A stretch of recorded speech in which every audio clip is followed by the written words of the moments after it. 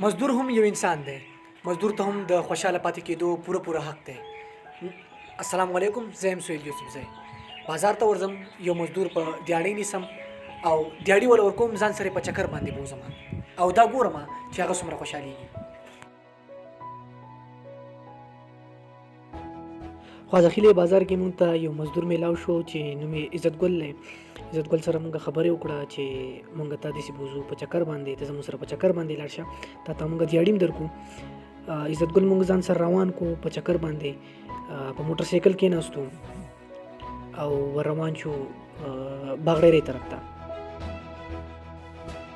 په لار هم د عزتګل نه مونږ ډېرې خبرې واورېدې، خو چې کم ټایم کې مونږ ته باغډیرې ته ورسېدو نو هلته کې مونږ د عزتګل نه پوښتنې وکړې.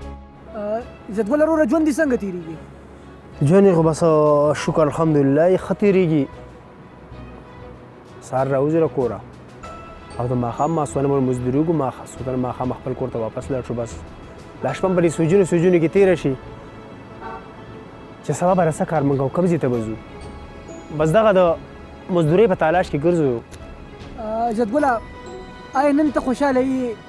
چکر باندې راوتی مونږ سره راغلی یې، خوشحاله یې نن؟ بس څه لږه خوشحالي خو محسوس شوله، که نه مو چکر خپلې غریبۍ نه یې وزګاره او نن راباندې هغه تاسو چکر ولګو، الله هم ښه ساته او نور خو خپلې غریبۍ نه یې وزګاره. په غریبۍ کې لګیا یو بس د ماښام ماسخوتنه پورې او چکر مکر خو مو د جمعې ورځ چوټي هم نه زمونږ.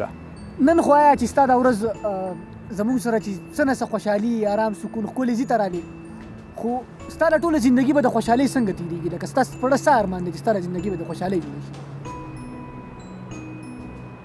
بس زما را زندګي خو پر خوشحالۍ جوړېږي. د ځان دپاره سوچ نه کوم، د ټولو غریبانو دپاره سوچ کوم، د ټولو ژوند به ښه وي، چې بس کاروبار هم صحیح وي او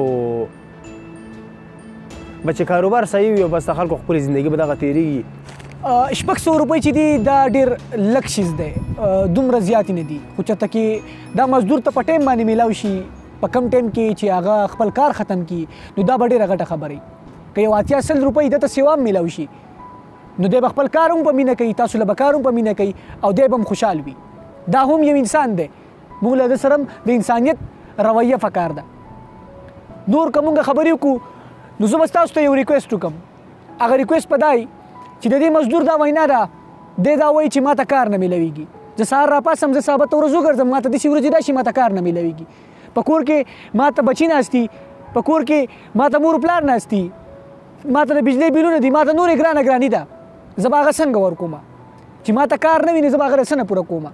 زما مالداره خلکو ته دا ریکویسټ دی چې تاسو سره چې د چا سره هم پیسې دي، که فرض که هر سړی خپلې پیسې انویسټ کړي نو یو 2 مزدور 3 مزدور به هغه په کار راولي. دغه شانتي په پاکستان کې 1 کروڑ او 35 لاک خلک چې دي بېروزګاره ناست دي، بالکل د هغو سره روزګار نشته. خو که چېرته کې مالداره خلک خپلې پیسې انویسټ کړي نو مزدورانو ته به کار میلاو شي. نن خو دا مزدور ما راوستی دی، دته ما د یو ورځې خوشحالي ورکړې ده، خو سبا له ذمواران د ده ذمواران تاسو یئ، هغه خلک ذمواران دي چې د چا سره پیسې دي. دا ویډیو ستاسو خوښه شوي دا شیر کړئ، د نورو خلکو سره هم مونږ ته فیډبیک راکړئ. والسلام.